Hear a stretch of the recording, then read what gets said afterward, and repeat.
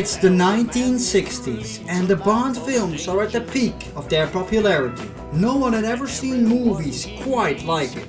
Bond was the trendsetter that spawned a true spy mania. Everyone wanted to be on the bandwagon and get a little piece of the massive success of the 007 series. So, from this spy craze there were dozens upon dozens of spy movies and TV series. Danger Man, The Avengers, The Man from U.N.C.L.E., I Spy, and among this was also a television series called Mission Impossible.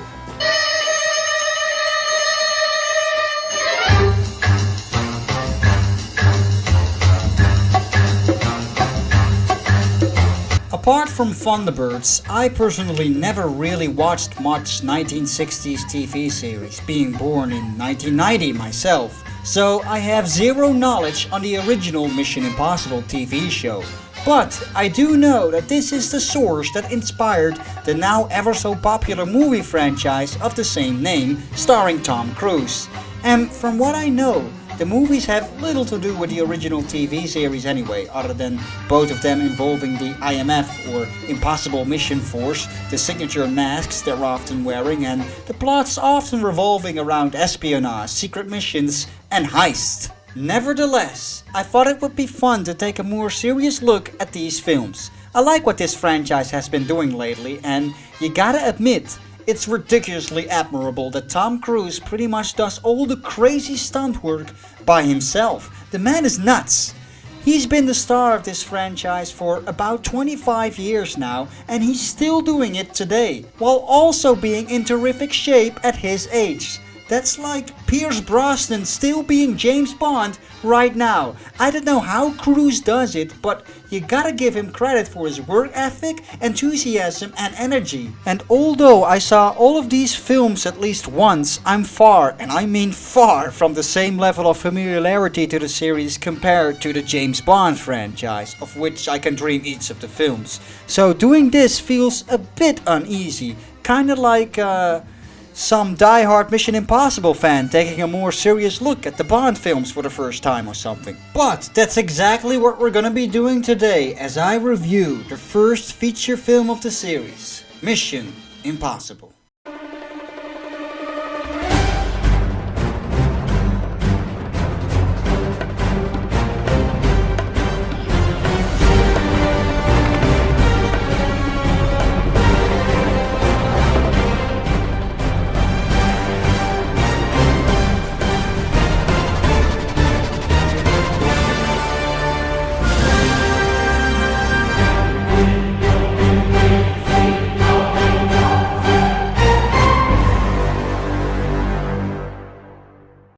The first Mission Impossible movie came out in 1996 and it centers around Tom Cruise's action hero character Ethan Hunt, who has the role of the point man within the Impossible Mission Force.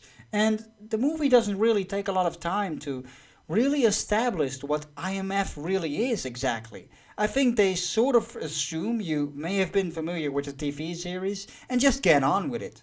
But from what I gather, they are more of a group of specialists who can be hired by the American government rather than an independent intelligence agency like the CIA or MI6. At least that's how they are portrayed in this movie.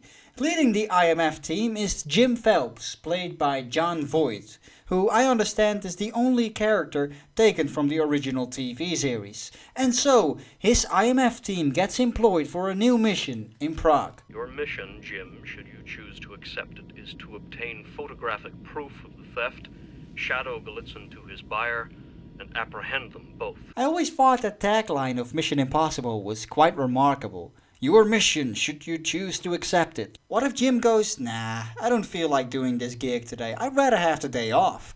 Would they just get another IMF agent on the job, or does the world just end up in grave danger? And how do the employers even know if he accepts the mission anyway? It's not like he can confirm that he accepts it or not while listening to that cassette tape. They sort of just have to assume, right? But anyway, the IMF is employed to stop the theft of a CIA non-official cover list, or NOC list for short, at an American embassy in Prague, which is threatened to be stolen by a rogue agent. Now, immediately I wonder what the hell such a top secret list would be doing sitting on some computer on an embassy in Prague anyway, but maybe that's just me. We're briefly introduced to the IMF team, including Ethan Hunt and some more Hollywood stars, among which there is Claire, who's Jim's wife, but there also seems to be some chemistry between her and Hunt, and there's Emilio Estevas, who plays the tech guy, Jack, who supplies Hunt with a cool little gadget. Red light, green light. You come up against a lock you can't pick, you mash them together. Hasta lasagna, don't get any on you. The signature masks from the original TV show are immediately involved and we're soon off straight into the action. Brian De Palma directs the first Mission Impossible movie, by the way, and I always liked his films, like The Untouchables starring Sean Connery. I love Carlito's Way, and Scarface is probably among my favorite movies of all time. I immediately noticed some typical De Palma tropes by turning the camera into the eyes of the characters, so we as the audience are seeing what they're seeing and such. Anyway, shit goes wrong.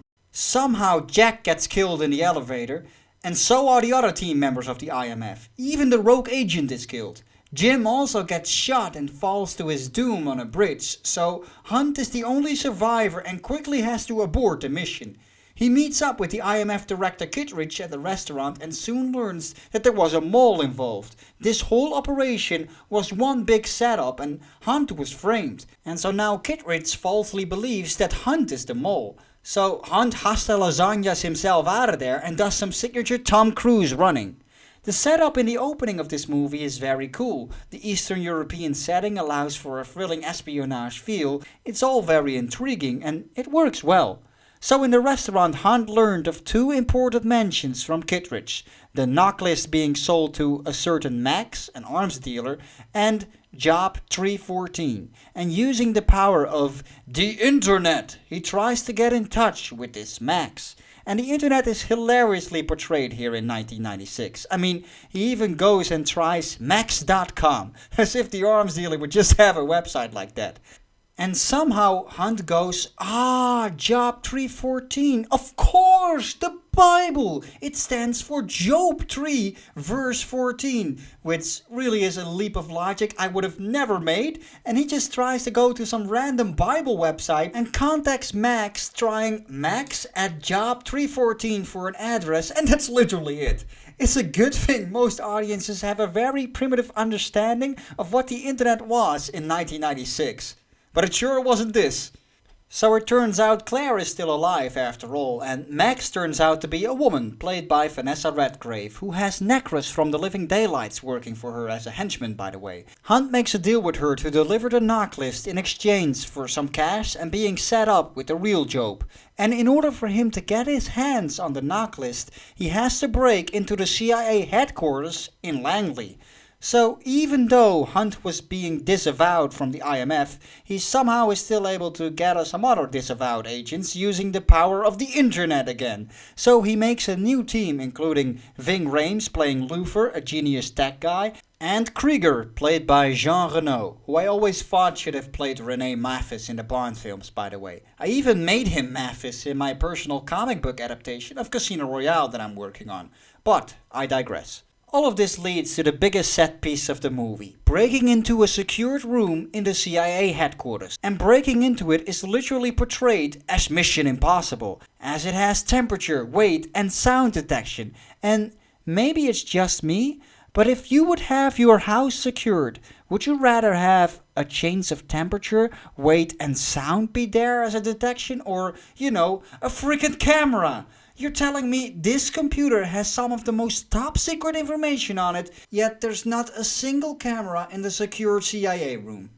Really? Anyway, it does make for the best and most memorable scene in the movie, as Hunt has to hang down into the room without touching the floor, and it's very suspenseful. You get great tense moments like the CIA technician suddenly coming in with Hunt still hanging above him, a drop of sweat coming off of Hunt's glasses and him catching it at the last second, a rat walking into the shaft that Krieger is waiting in, and all of this is great. This is the scene I think about when I think about Mission Impossible.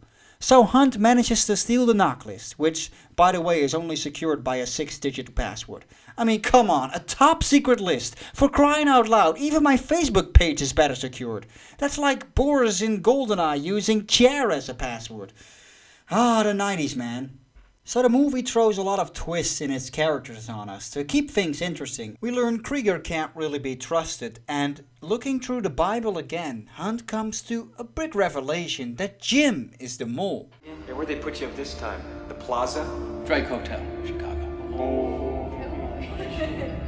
Jim even turns out to be alive and tries to make Hunt believe that Kittredge is the mole. Hunt just plays along, pretending to believe Jim, but we know that Jim has staged his entire death and that he is the one that framed Hunt. And we're not sure whether or not Claire can be trusted either. This all leads to the big climax scene on board of a train.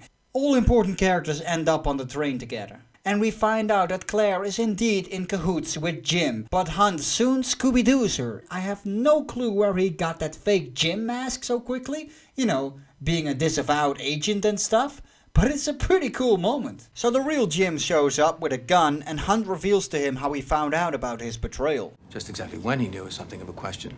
Before or after I showed up in London? Before London.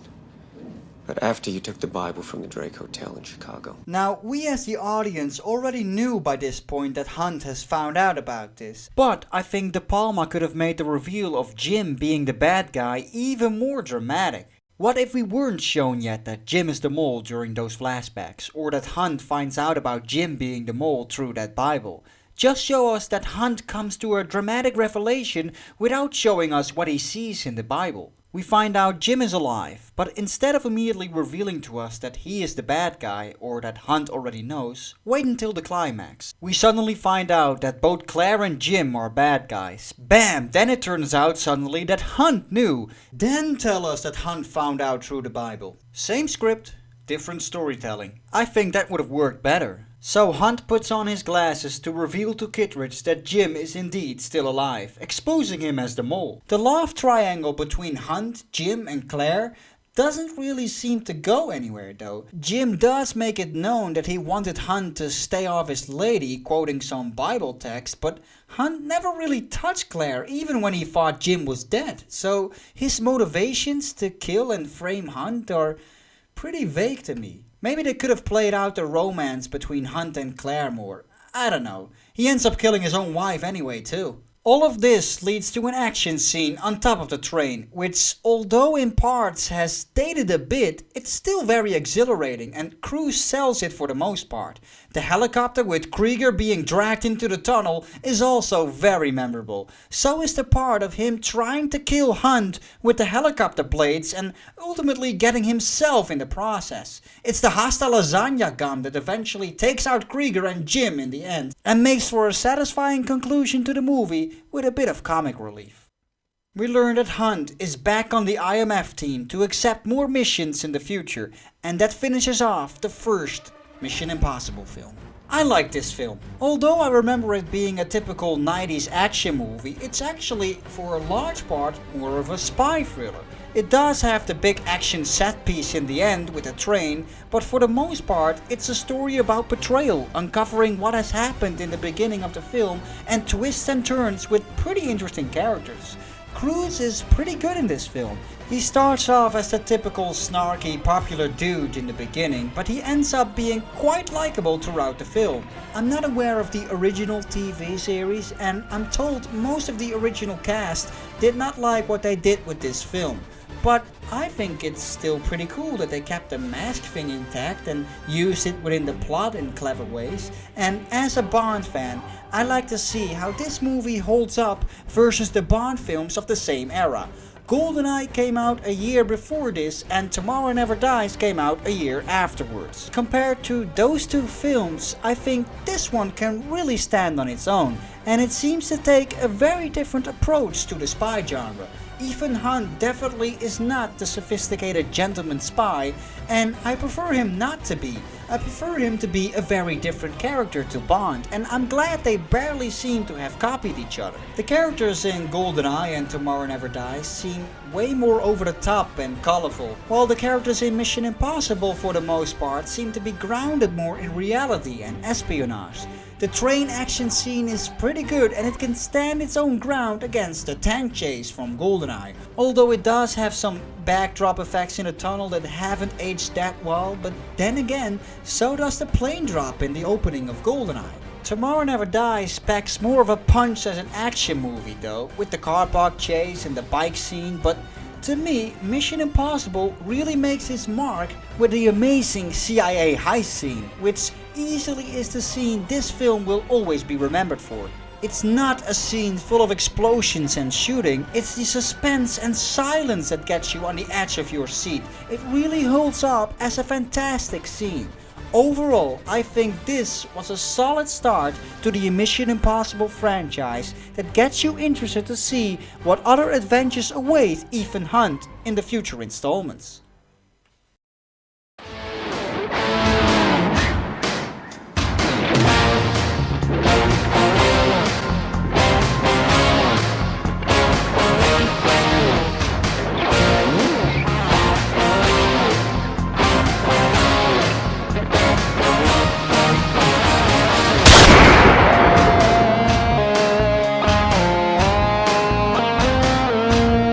Thanks a lot for watching my video. Do you like my work and would you like to help this channel grow? Well, consider becoming part of the exclusive DBF community and help support my channel. What is the DBF community? Well, it's the community over at my Patreon page made for the biggest fans of my channel. Why did I create this community? Well, you see, every average project you see on here takes me roughly 30 to 40 hours to produce, and upon uploading it, all revenue is pretty much taken away immediately by MGM or other film studios, unfairly as it goes against the fair use policies. So that's why I'm always looking for support and set up this community on Patreon for the biggest diehard fans of my work. I am a believer that those who support me should be rewarded with a ton of perks, like getting 2 weeks early access to all my latest videos, receiving a personal thank you video from me. I will also send you my custom made Blu-ray covers that you can print out and put in empty Blu-ray boxes, and you get exclusive access to the supporters Discord server where you can chat with me and fellow Bond fans whenever you like. And everybody that supports me also builds towards new goals for the channel's future. All these perks come for a little $3 a month. All support is appreciated immensely. Thanks a lot, guys.